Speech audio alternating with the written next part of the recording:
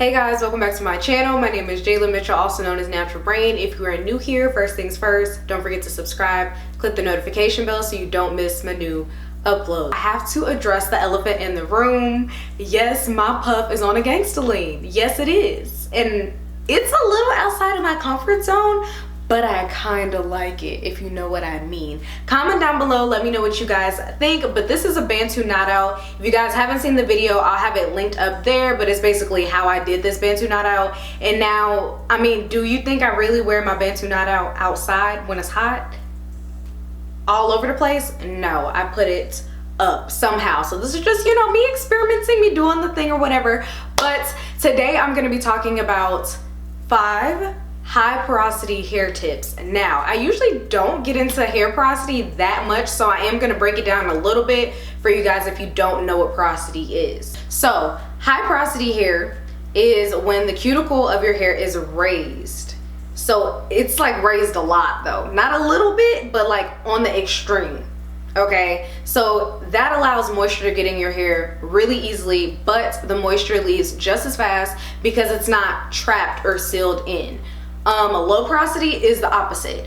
Moisture is really hard to get in their hair, but once it gets in the hair, it stays.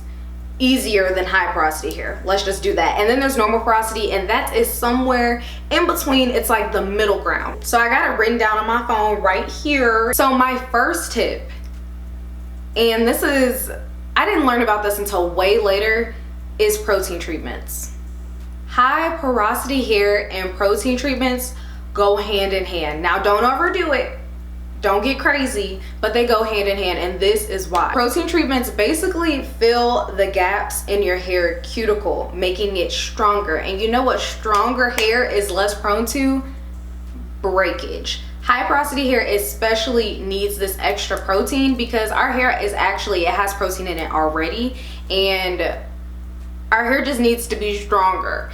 I also want to take this time to disclaim something. A lot of people think that high porosity hair, you had to obtain it by damaging your hair, by either coloring it, by excessive heat, and that's just not the case. I was born with high porosity hair. That's right, before I dyed it red, all of this is still high porosity, so there's that. Debunk that myth. So I like to use protein treatments about once every 3 months, but I would do it based on how damaged you feel like your hair is, because too much protein is bad. You don't want to overdo it, but not enough protein can lead to breakage because your hair isn't as strong as it should be. So I do it every 3 months because my hair is very healthy.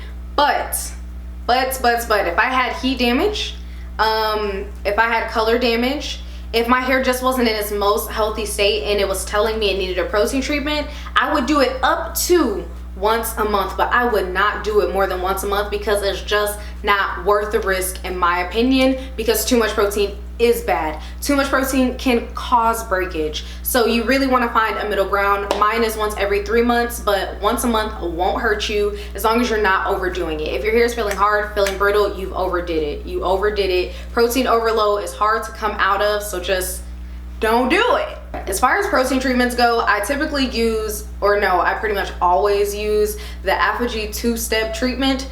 That bad boy really works. I haven't had a need to change because it really does work. Also, if you need extra protein but you don't need it to be so heavy, because that protein treatment, the Apogee, that's strong stuff. I recommend getting deep conditioners that have protein in them. So if your hair is still feeling dry, you don't want to overdo it, you can do that protein treatment once, and then maybe once a week or once every 2 weeks, depending on how much you wash your hair, you can use a protein deep conditioner.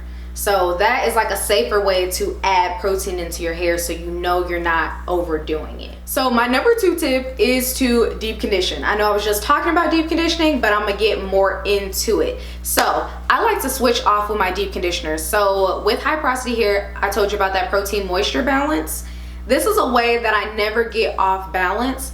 1 week I will use a moisturizing deep conditioner, and then the next week I will use a protein deep conditioner, and I kind of switch off. If my hair is feeling really dry, I will go ahead and hit it with the moisture. If my hair is feeling like it's not strong enough, I'll go ahead and hit it with the protein. So that's my rule of thumb. So at this point, I can tell what my hair is telling me. So my general rule of thumb is if your hair is dry and brittle, it needs moisture. So that's a moisturizing deep conditioner. On the other hand, if your hair is just not feeling strong enough, it's feeling like if you go like this, it'll just break off, you need some protein. So it's that balance. So sometimes if my hair is really needing that moisture, I will do it for 2 weeks. And sometimes if I really need that protein, I will do the protein deep conditioner for 2 weeks. So you really just have to listen to your hair. I preach this all the time. Listen to your hair, but also make sure you're deep conditioning, because that is a huge game changer. High porosity hair needs moisture. You remember what I said about the cuticle being raised? It needs the moisture, so give it to it. Yeah. So my number 3 tip is to reduce your heat. Now, heat can be damaging no matter if you have high porosity, normal porosity, low porosity, it doesn't matter.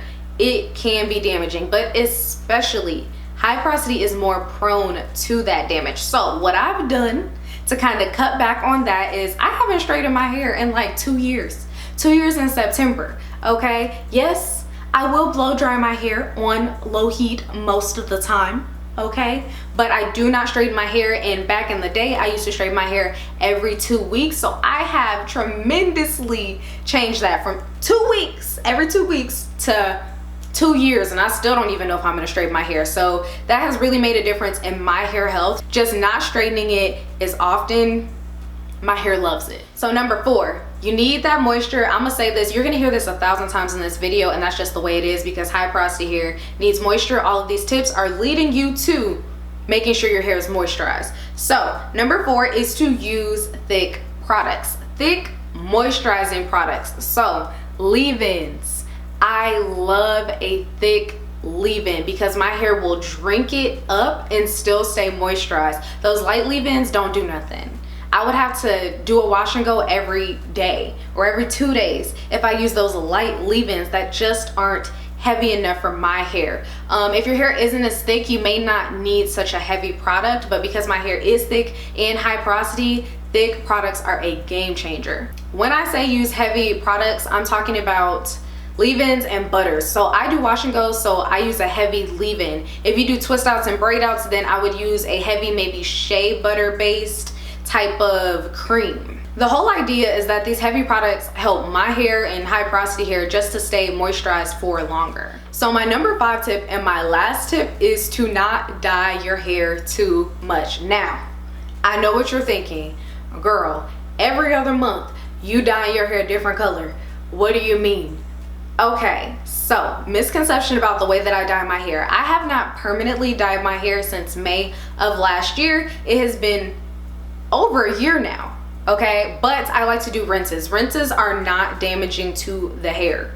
It is the permanent dye that is damaging. Rinses are like a color deposit. That's how I get away with having such healthy color treated hair, because I don't permanently dye it all the time. So that permanent dye, that's going to lift your cuticle even higher, which means moisture will leave even faster. So if you can control that, kind of like I have, so I usually, if I want to and if I feel like it, I would dye my hair once a year. That allows me to have a more controlled environment where I'm not dyeing my hair or breaking my hair off all the time.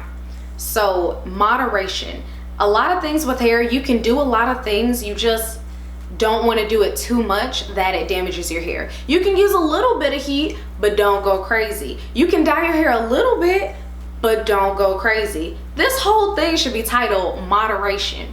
Moderation. The only thing you don't need to have moderation with is deep condition. Do that all day. All day. It saves lives. I'm so dramatic, it doesn't save lives. But moving on, that was my last tip for you guys. I really hope you guys found it helpful. If you guys want me to do more tips, I definitely can, but those are my top 5. I feel like with high porosity hair, if you can get that together, get your moisture together, you're gonna be just fine and you're gonna start seeing hair growth. So I really hope you guys enjoyed this video. If you did, don't forget to give it a thumbs up, and I will see y'all in my next video. Why did I sing that? Bye guys.